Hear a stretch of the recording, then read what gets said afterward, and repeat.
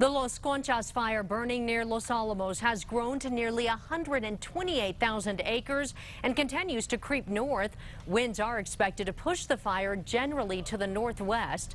Firefighters are working on containment lines to limit the fire's westward spread. It's now 27% contained. Las Conchas started near Mesa, and in its first few hours, it blazed a trail of destruction there, burning dozens of homes. Today, people who live in that area were allowed back in for the first time, hoping for the best, but dreading the worst. News 13's Amanda Goodman has more from Jemez.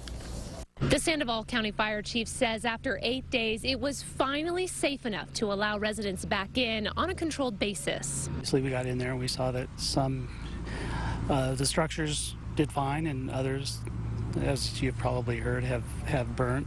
But it was good for them to get in there and start seeing what they need to do to move forward in the future. About 50 people showed up for these tours, and as I mentioned, it was a very controlled situation. People parked here at the Valles Caldera and then were escorted into burned areas by firefighters and sheriff's deputies for safety reasons. The Las Conchas Fire swept through 63 homes and cabins in the Mesa area within hours after it erupted last Sunday. Some property owners who went on the tour say they weren't sure what they would see. I didn't know what to expect.